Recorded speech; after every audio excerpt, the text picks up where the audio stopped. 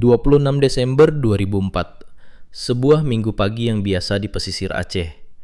Masyarakat memulai aktivitas dengan normal. Anak-anak bermain di pantai dan sebagian besar orang masih menikmati akhir pekan mereka.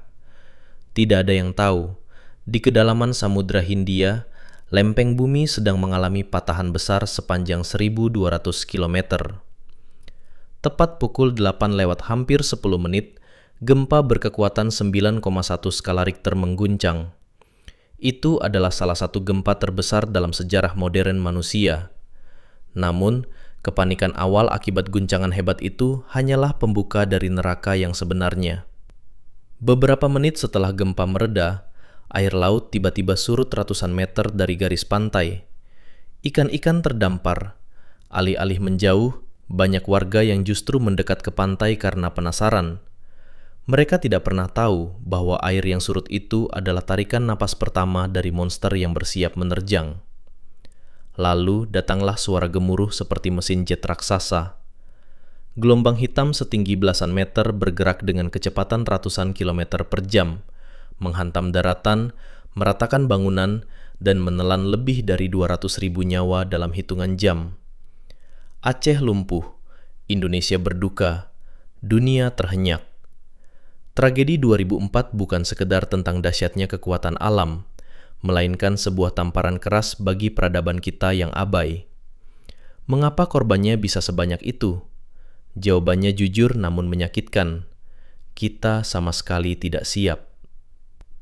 Secara geografis, Indonesia berdiri di atas cincin api Pasifik, titik pertemuan lempeng-lempeng raksasa dunia. Gempa dan tsunami bukanlah hal baru dalam sejarah kepulauan ini. Namun pada tahun 2004, kita menghadapi ancaman itu dengan mata tertutup dan telinga tersumbat. Pada saat itu, Samudra Hindia tidak memiliki sistem peringatan dini tsunami seperti yang ada di Samudra Pasifik. Tidak ada sensor bawah laut yang memadai, tidak ada sirine yang melolong di sepanjang pantai, dan yang paling fatal, tidak ada pengetahuan atau mitigasi bencana di kepala masyarakat. Ketika laut surut, mayoritas warga tidak paham bahwa itu adalah tanda mutlak untuk segera lari ke tempat yang lebih tinggi. Satu-satunya pengecualian adalah masyarakat Pulau Simulue. Melalui kearifan lokal yang disebut Smong, cerita turun-temurun tentang tsunami masa lalu, mereka langsung lari ke bukit begitu gempa terjadi dan laut surut. Hasilnya, di tempat yang paling dekat dengan pusat gempa itu, korban jiwa berhasil ditekan hingga sekecil mungkin. Ini membuktikan satu hal. Dalam bencana alam, ketidaktahuan adalah pembunuh yang paling mematikan. Setelah tragedi tersebut, dunia internasional dan pemerintah bergerak. Miliaran dolar dikucurkan untuk membangun sistem peringatan dini yang canggih. Kita sekarang akrab dengan sistem peringatan dini tsunami Indonesia. Kita memiliki Badan Meteorologi, Klimatologi, dan Geofisika yang mampu merilis potensi tsunami dalam hitungan menit setelah gempa. Namun, mari kita beralih dari kertas laporan ke realitas di lapangan. Siapkah kita hari ini? Secara teknologi, kita melangkah maju. Tetapi secara manajemen dan perawatan, kita menghadapi masalah klasik yang berulang. Berita tentang alat deteksi tsunami atau buoy di tengah laut yang rusak, tidak berfungsi, baterainya dicuri, atau bahkan menjadi korban vandalisme, kerap menghiasi media massa. Di beberapa wilayah pesisir yang rawan, sirine peringatan dini justru kedengaran macet saat diuji coba.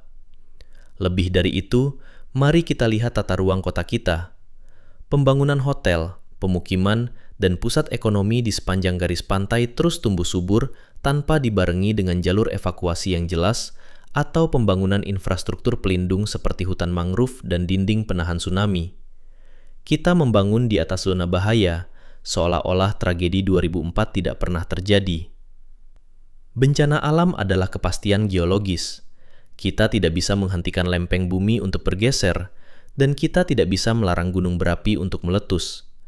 Yang bisa kita kendalikan adalah tingkat kerentanan kita sendiri. Mitigasi bencana seringkali dianggap sebagai beban anggaran yang sia-sia karena hasilnya tidak terlihat sehari-hari. Padahal, mitigasi adalah investasi nyawa. Edukasi bencana tidak boleh hanya menjadi formalitas setahun sekali atau proyek pasca bencana yang hangat-hangat tahi ayam. Sistem pertahanan terbaik bukan terletak pada alat mahal yang mengapung di tengah laut, melainkan pada kesiapan mental masyarakatnya. Ketika gempa besar terjadi, setiap individu harus sudah tahu kemana kaki mereka harus melangkah tanpa perlu menunggu instruksi dari media sosial atau sirine pemerintah yang mungkin saja terlambat berbunyi. 22 tahun telah berlalu sejak gelombang hitam itu menyapu Serambi Mekah. Alam telah memberi kita pelajaran termahalnya berupa ratusan ribu nyawa yang hilang.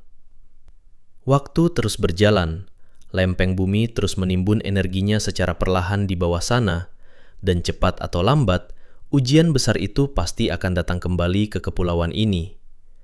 Pertanyaannya sekarang kembali kepada diri kita masing-masing.